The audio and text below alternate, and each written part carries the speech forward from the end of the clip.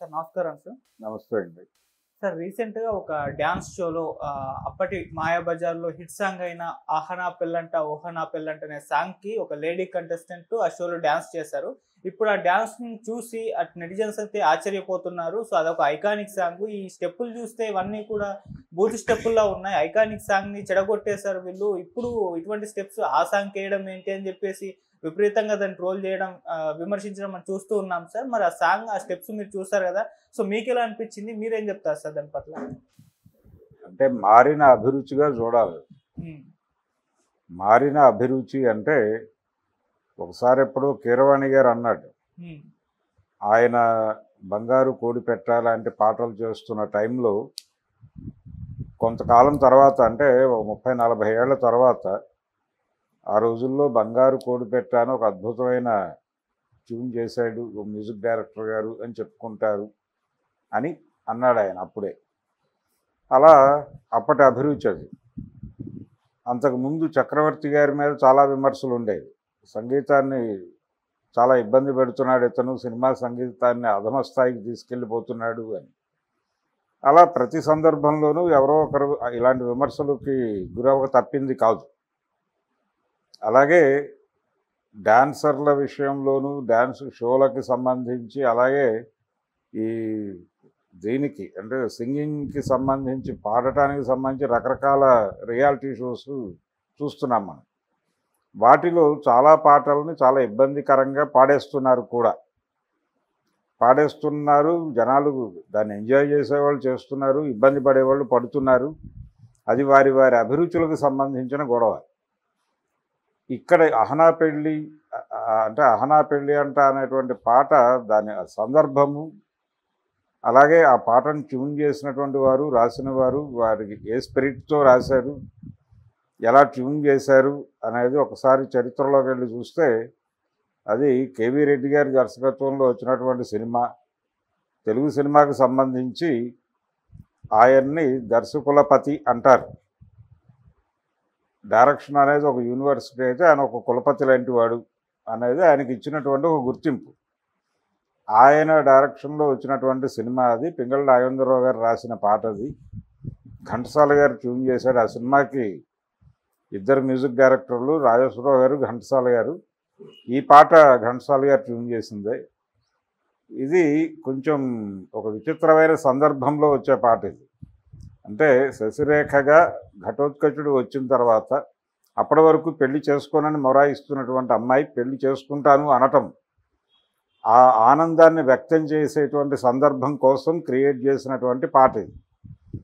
ఆ పాటని అంటే అక్కడ ఆ పాటలో భంగిమలు, ఆ పాటలో ఉన్నటువంటి స్టైలు, వీటిని అడాప్ట్ చేసుకుని వీళ్ళు వీళ్ళ పద్ధతికి అనుసరించుకుని వీళ్ళు అంటే ఒక రకంగా ఫ్యూజన్ చేసే ప్రయత్నం చేశారు. అందులో భాగంగా ఆవిడ విన్యాసాలు కొంచెం ఇబ్బందికరంగా కనిపించిన పరిస్థితి అయితే ఉంది. మరీ ఇంతగా రెడిక్యూల్ చేయాలా అనిపించేలాగా ఉంది.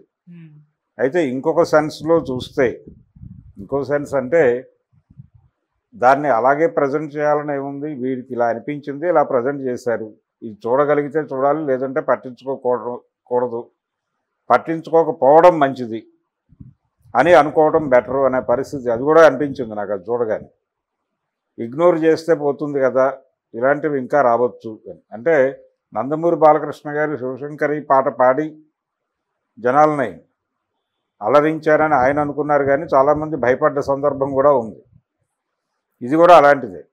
అంటే ఆయన సిన్సియర్గానే ప్రయత్నం చేశాడు, ఈవిడ కూడా సిన్సియర్గానే ప్రయత్నం చేసి ఉండొచ్చు. అంటే ఆవిడకి, ఆ కొరియోగ్రాఫర్కి ఆ పాట పట్టింది, దీన్ని ఇలా చెయ్యాలి అని అనిపించింది వాళ్ళకి.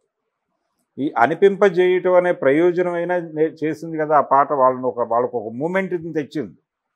ఆ మూమెంటు, ఆ పాట ద్వారా ఆ మూమెంట్ వచ్చింది వాళ్ళకి అనేది ఒక పాజిటివ్ అంశంగా అనుకుంటున్నాను. ఏదో కష్టపడ్డారు, ఆ కష్టం వాళ్ళు కష్టపడ్డారు, కానీ అది అందరికీ నచ్చాలని లేదు. చిరాకు పెట్టిన సందర్భం కూడా ఉంది. అది మరీ ఇదేమిటి అనిపించింది. అంటే ఏదో ఒక పని చేస్తే అది బాగుందా లేదా అనే అభిప్రాయాలు వస్తాయి.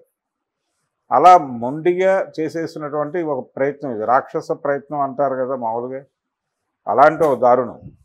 ఈ కొరియోగ్రాఫర్ టేస్ట్కి సంబంధించిన గొడవ ఇది. గతంలో కూడా అంటే ఇది ఈ పాట కాబట్టి సరిపోయింది, వీళ్ళు బతికిపోయారు, విమర్శల వరకు పరిమితం అయ్యారు. ఏది సినిమా పాట, అది కన్ఫైన్గా సినిమా పాట. అది మాయాబజార్ సినిమా కోసం ఘంటసాల గారు ట్యూన్ చేసిన పింగళి వారి సాహిత్యం. వాళ్ళిద్దరూ లేరు ఇప్పుడు కాబట్టి, కేవీ రెడ్డి గారు లేరు, నాగిరెడ్డి గారు లేరు, చక్రపాణి గారు లేరు, ఎవరు లేరు కాబట్టి వాళ్ళు ఇష్టం వచ్చినట్టు చెలరాగిపోయి ఉండొచ్చు. కానీ ఆయన ఉన్నాడు అక్కడ మెడ్రాస్లో, నాగిరెడ్డి గారి పిల్లలు ఉన్నారు ఇంకా. వాళ్ళు ఎవరైనా చూస్తే గాయపడతారు, మేబీ వాళ్ళు కోర్టుకు వెళ్ళొచ్చు కూడా, వెళ్ళడానికి అవకాశం ఉంది. కానీ ఈ మేరకు అదృష్టవంతులు వీళ్ళు. ఇదే పద్ధతిగా డ్యాన్సు ఏదైనా ఒక అన్నమాచార్య కీర్తనకో లేకపోతే చాగయ్య కీర్తనకో, అది కూడా రాముల వారి గురించినటువంటి కీర్తనకో ఇలాంటి అభినయం చేసుంటే ఈ పాటికి వీళ్ళని, ఆ నర్తించినటువంటి నర్తకిని, అలాగే దాన్ని కొరియోగ్రాఫ్ చేసినటువంటి కొరియోగ్రాఫర్ని, ఆ ప్రోగ్రామ్ ఆర్గనైజ్ చేసిన వాడిని, యాంకర్ చేసిన వాడిని ఎక్కడ నిలబెట్టి ఏం చేసి ఉండేవారు అనేది చెప్పడానికి అలవి కాని పరిస్థితి. మొన్నే చూసాం మనం ఒక షోలో ఒక చిన్న స్కిట్ వేశారు వాళ్ళు. ఏది ఆ నంది కొమ్ముల మధ్య చేయి పెట్టి అలా చూస్తే రంభగారు కనిపించడం అనే ఒక చిన్న సన్నివేశం చేసినందుకు ఎంత రగడైందో చూసాం మనం.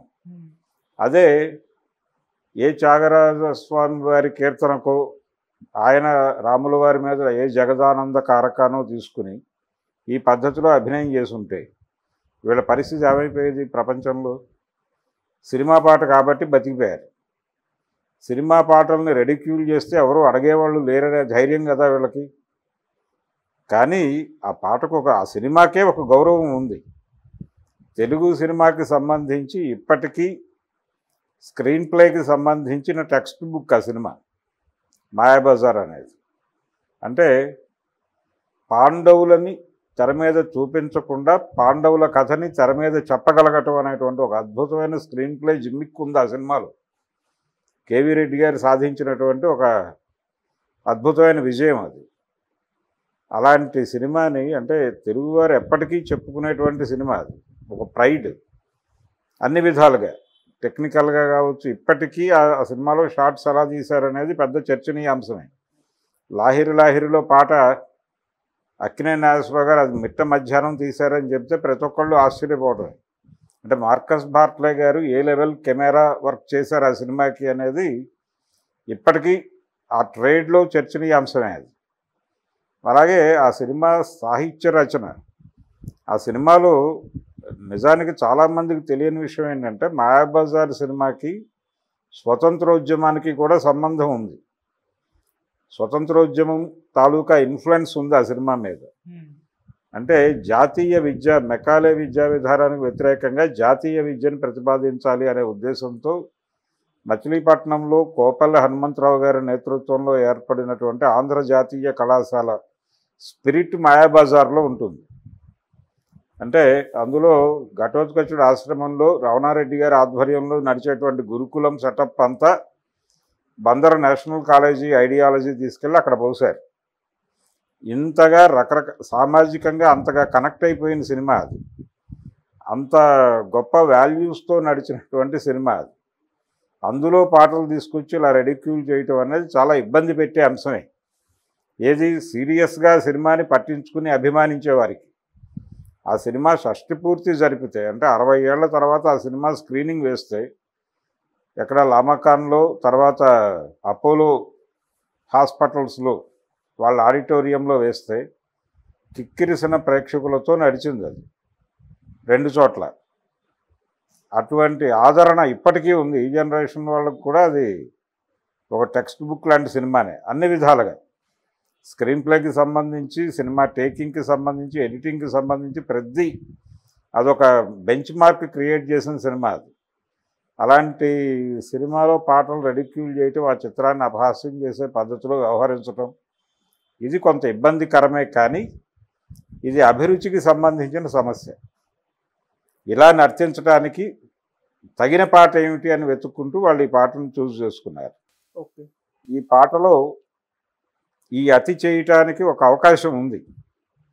ఎందుకంటే అది సావిత్రి గారు అభినయించినప్పటికీ సావిత్రి గారిలో ఉన్నటువంటి ఘటోత్కచుడు అభినయిస్తున్నట్టుగా ఆవిడ అభినయించింది. అక్కడ కొంత ఆ పోకడలోనే అది ఉంటుంది, ఆ ధోరణి ఉంటుంది. ఆవిడ కొంచెం రంగారావు ఆవహించాడు అనేది ప్రేక్షకులు అనుభూతి చెందేలాగా నటించింది ఆవిడ. అది మామూలు వ్యవహారం కాదు. చూస్తున్నటువంటి ప్రేక్షకుడికి ఇద్దరూ కనిపిస్తారు ఆ పాట చూస్తుంటే. సావిత్రి గారు కనిపిస్తారు, రంగారావు కూడా కనిపిస్తాడు. ఆయన కనిపించకపోయినా సావిత్రిలో ఆయన్ని దర్శింపజేసింది ఆవిడ. ఆ స్థాయి నటన. అటువంటి పాటను రెడిక్యూల్ చేయటం అనేది ఖచ్చితంగా ఇబ్బంది కలిగించే అంశమే. వాటి గురించి లోతులు తెలిసిన వాళ్ళు ఎవరైనా ఇబ్బంది పడతారు, ఏమిటి దారుణం అని. కాకపోతే ఆయనే చెప్పినట్టుగా ఎవరో ఒకళ్ళు పుట్టించకపోతే కొత్త మాటలు ఎలా పుడతాయి అంటాడు అక్కడ రమణారెడ్డి. ఆ సినిమాలో డైలాగే అది, వేసుకో ఒక వీరతాడు అని.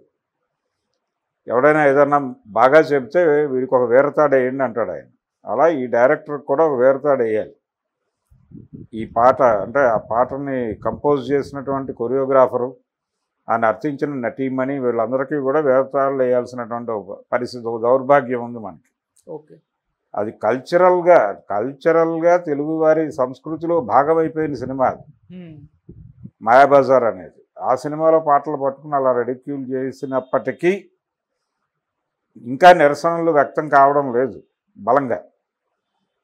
కాబట్టి ఇదే వీళ్ళు కనుక ఏదైనా త్యాగరాయ కృతి కనుక తీసుకునుంటే పరిస్థితి ఇంతకంటే దారుణంగా ఉండేది.